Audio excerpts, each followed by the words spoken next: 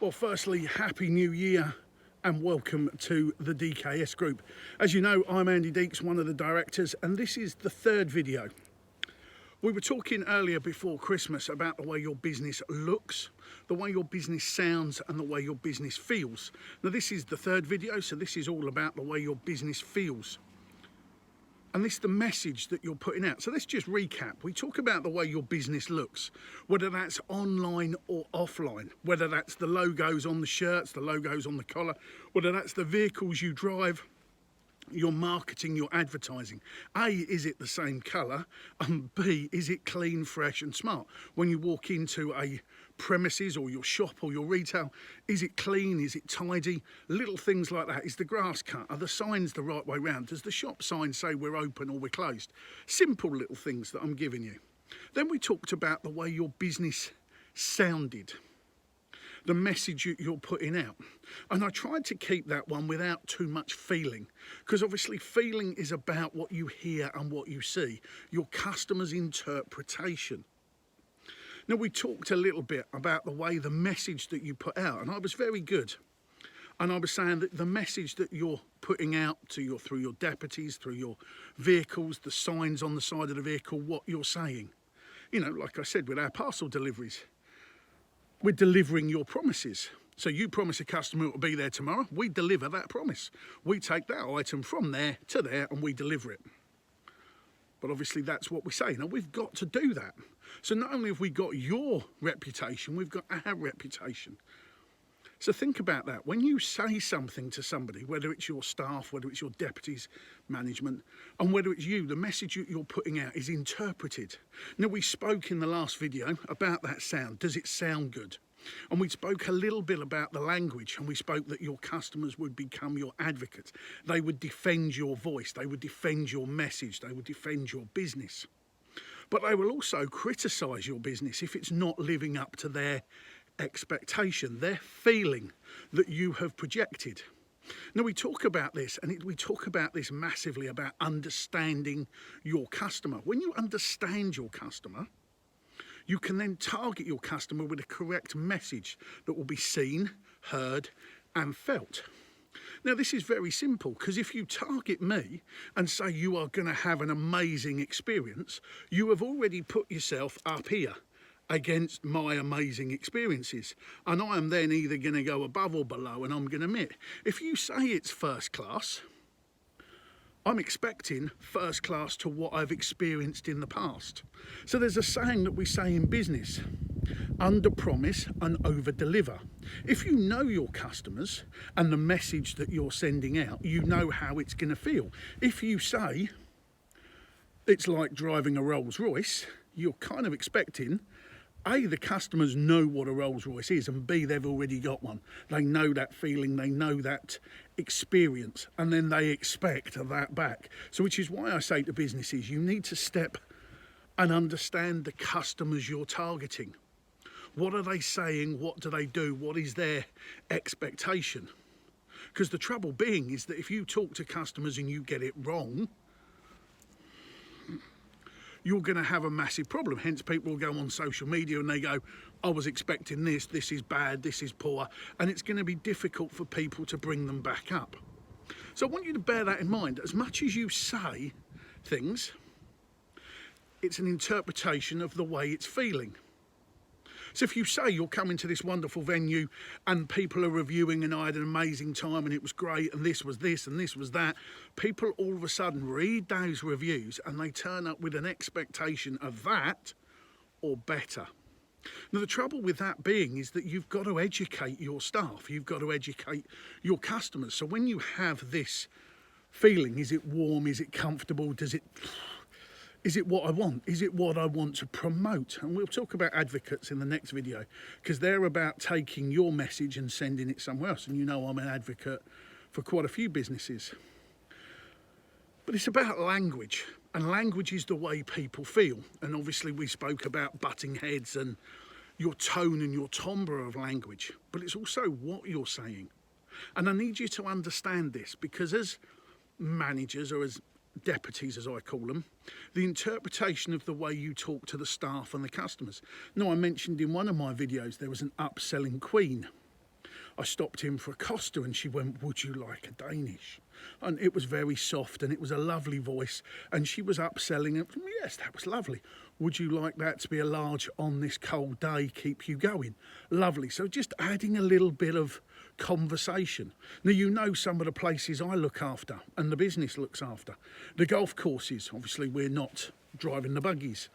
And I talk about, it's a fairly long walk, you know our course well, would you like us to meet you halfway with a cup of coffee? Obviously not in this pandemic, but you get that. And in the summer we'll meet you with some soft drinks. And obviously with the shooting grounds, would you like us to send you an instructor to help you hit more clays, to develop you? Oh, lovely. And it's a gentle, caring warmth. The trouble being is that if somebody starts to have an attitude, and I don't mean like, what I'm saying is the way they say it. If they say, I'll leave it with you, and you're going to go, hang on a minute, you don't really care about me, you're leaving it with me to go and find my own way because either you can't, you won't, or you can't be bothered.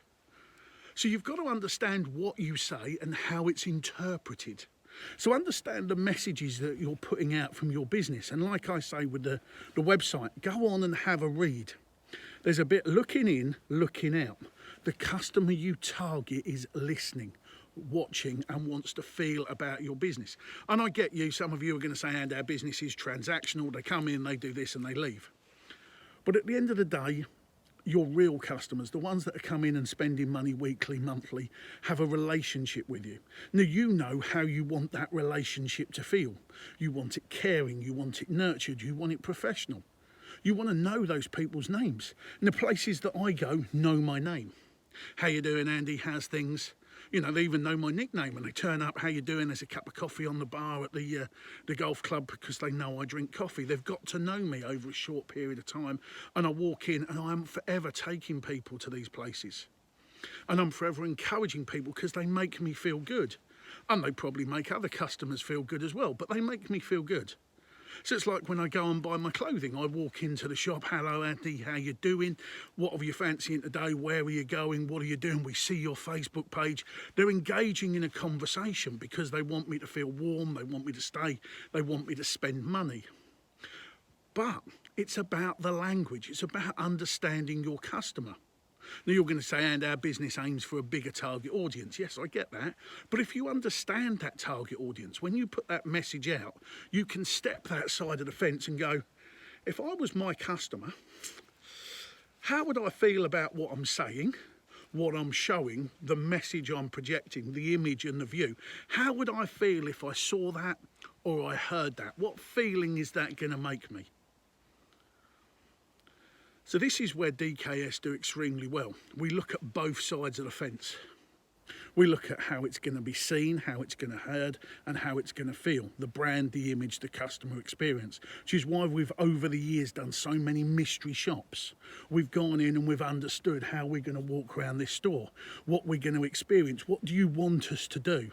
And that's the bonus. We've done Undercover Boss in various industries, because we want the bosses to understand what their customers are feeling. Well, even high street stores, you walk in a high street store, what's the music like? Does it match what the store sell? Is the shop nice and warm? Are the mats clean and tidy? Is there a flow around the store? Now you look at some of the blogs I've done in the past, there's a little image of IKEA. Massive firm, and you're going to go, and why is that relevant? Well, they have actually created a pathway. So you come in and you go through all the way around the store before you come out. There aren't many get-throughs. Oh, okay. So they've done it with that in mind. And there's things that supermarkets do. We all know that, and they got told off for it many times, and they've gone back to it, which is putting the chocolates at the till at kiddie height.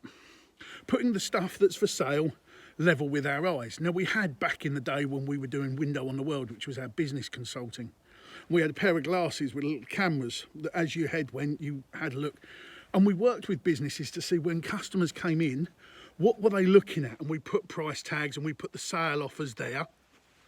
Never put them too high because of the height of the customers, but we tended to put the good stuff down the bottom. The stuff that hadn't got a lot of profit, you know, we moved it, and we moved the sales stuff. And we put it where people wanted to reach, what was easy. And we then worked out that they were coming in with children, and we put it there. And we made it feel good, that they were easy to find, the stuff that made us the most profit. So think about that when you go in. The stuff that's lit up and that's sparkly and shiny is designed for a reason, to encourage you. And if you feel good and you're warm and you're tidy and everything else is in there, you're going to have a good experience, and your customers are going to go away and go, this is amazing. But I also need to think about your language, what you say and how it's interpreted. If one of your staff was told by a manager, I'll leave it with you, he's either going to think, or she's going to think, one or two things. Either you trust me to do the job, or B, you don't really care. Whoa. Now that's completely poles apart. But if then they did the job and you came up and went, brilliant, I knew I could rely on you, there's a lovely warm feeling, and they're going to go out and promote you. Think about the way your staff promote your business. The way you talk to them is interpreted by the way they talk to other people. And you heard in that last video that I was overhearing at a coffee shop, referred to, recommended, went into a coffee shop, overheard the staff talking that the boss, the owner, had come round and he'd spoken to all the staff, and that he was encouraged by what they'd done and how well they'd worked through the pandemic and how he was going to help them, and they needed to go in and talk to him, and his door was wide open. And that comes back from the Monkey Management book, and you remember I spoke about that. So I just want to leave this with you. This is the third instalment, the way your business feels. So I want you to take a look in this new year, the way your business looks, the way your business sounds, and the way your business feels. Not to you, to your staff, but step outside and go, if I was a customer looking, listening, and feeling at this business, their image, their message, and the interpretation of the way I'm going to feel, how would you get on? It's as simple as that. Now, you know, in some of the videos I've spoken about, you know, the language, the interpretation of language. But just for this, when we're going to finish with this, the way your business looks, I'm projecting this message. I'm sending this message. I want you to feel this. To the customer going, well, actually, I see this, I hear this, and I feel this. If the two don't match up, you've got a problem. Not them. You've got a problem. So take that on mind as you go forward into 2021. If you need to, contact DKS Group. Obviously, we do the transport, we do the business, do the coaching, and we do the sports management, and we do the sports marketing and sports advertising. If you want your business to grow from where you are to where you want to be. Personally, from where you are to where you want to be. Sporting, from where you are to where you want to be. Give us a chat. The website's there, the dksgroup.co.uk. But just think, going into 2021, how does your business look? How does your business sound? And how does your business feel? Building the brand, improving the image, and creating a customer experience. Take care.